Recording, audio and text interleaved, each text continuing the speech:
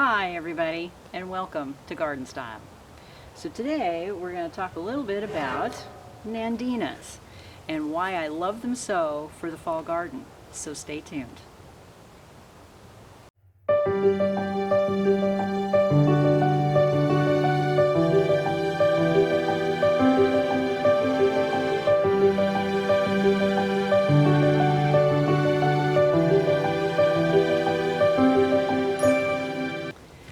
Okay, so let's talk a little bit about Nandinas. First of all, their common name is heavenly bamboo. However, they have nothing to do with the bamboo family. It just kind of earned that nickname by the way it grows at the base of the plant. It actually has multiple stems that look very similar to a bamboo. But let's face it, bamboo are a part of the grasses, where this is actually a part of the barberry family, believe it or not.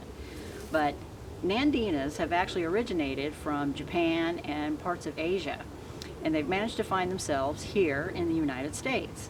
Now, for those of you who live in the southern states, a lot of you are very familiar with the original Nandina domestica, which can be invasive in some areas, but the three varieties I'm going to discuss today are all hybrids, so no worries about them being invasive or toxic to birds. So let's get started. So this very first one that I have here is actually called Nandina Burgundy Wine, and it's a fantastic variety. This is all of its new growth that you see here that's really red. Eventually it will start to turn green like the leaves you see underneath here. However, that doesn't start to happen until the winter time, believe it or not. Now, Nandinas are evergreen, at least here in Zone 8. They're very hardy from Zone 6 all the way to Zone 10. They prefer at least 5 hours of sun. That way they give you this gorgeous color. They can take some shade, but you may not see them as colorful as you see here unless you get at least a little bit of sunshine, at least 5 hours. I find Nandinas to be extremely versatile in the garden, number one, because they are evergreen and they hang on to their leaves, and they just add a fantastic texture as well as color to the garden. You can group them together or you can have them singly as a specimen plant. Either way, by the time you get to fall, they stand out and give you some of that color that we're all craving at this time of the year, as some of our early spring flowers and summer flowers are starting to finally fade away. So this first variety, Burgundy Wine, is actually a shorter variety. This will only get about 3 feet tall by 3 feet wide.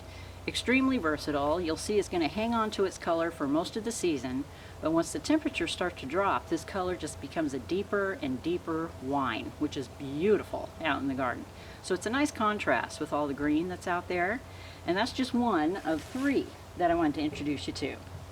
This other variety, which is very common, is called Gulfstream, and look at that. Look at this gorgeous fall color. And this is its new growth. And what's going to happen now that the temperatures are starting to get a little cooler at night is it's going to become more of a brilliant orange, just a fabulous orange that will stand out in the garden. And this particular variety, Gulfstream, will actually get a little bit bigger. It'll get about 3 to 4 feet tall and about 3 feet wide. So it's still fantastic, either in the front of the garden or towards the center. Beautiful either way. The only thing I could say about these plants is once they get established, you hardly ever have to deal with them. I've had Nandinas in my garden probably for the last 6-7 years, and after the first year, making sure they have plenty of moisture and the roots get settled in, I haven't had to deal with them after that. I never trim them. In fact, during our heat wave this summer, I have forgotten to water them, and they're still thriving. They're still doing really well. So, you know, low maintenance plant. It's fantastic. So Gulfstream is a really good one for some orange in the garden. And then I'm going to try a new variety this year, and this one is by Monrovia, and it is called Tuscan Flame, and it is just now starting to get a lot of its new growth on it here, but as the temperatures start to drop, it's going to turn like a brilliant red out in the garden, and that'll be really interesting to see. But what I'm going to do with this particular variety is I have a couple of containers where I need to pull out some trees and get them replanted further out in the garden, and I'm going to replace them with these guys. They're going into 2 very large pots that I have on the back deck, so it's not something I want to leave empty for the winter time. So I decided to put these in there, and in the next couple of videos I'll show you how I'm combining them with some other plants to just give me that season-long color and get us through the winter and still have the pots look really pretty throughout the season. So Tuscan Flame, and this one again is about the same height as Gulfstream. They'll get about 4 feet tall by 3 feet wide. They're great in containers as well as out in the garden, so don't be afraid to use these. And I'll be giving you some ideas on what type of plants you can combine them with, and just to give you that extra fall color that we all so desperately want at this time of the year. That's a heavy guy. What else can I tell you about these guys? Besides the fact they're just a fantastic eye catcher. Oh, yeah, they're very drought tolerant once they're established. Here in Zone 8, where we just get pouring rain during the wintertime, they don't seem to mind that one bit. And then as we get into the summer, and we can go for months, especially this year, with no rain whatsoever, they still thrive. They do great. Especially the ones I have further out in the garden. I hardly had to water them at all. And they're still thriving. They're doing great.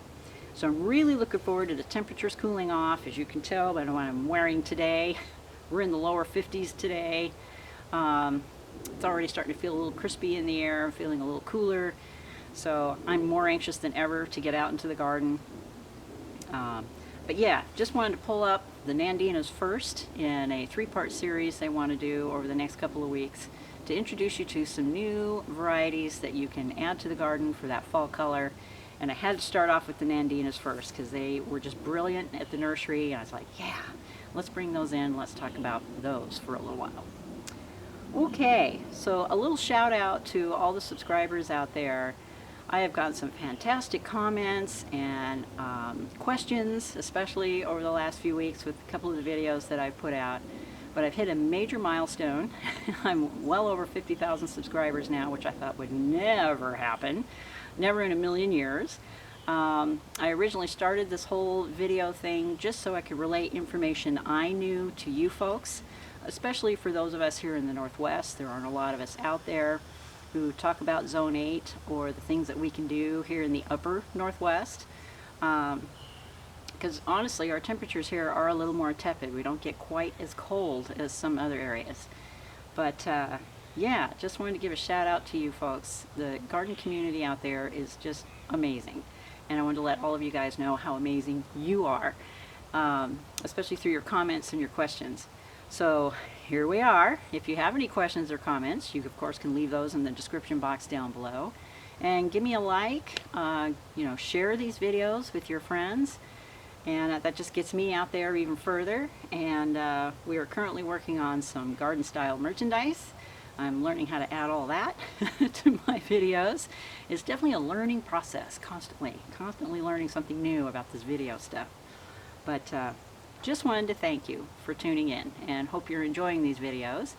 And yeah, let's get out this fall and let's get our hands dirty. So until the next video, we'll talk again soon. Bye for now.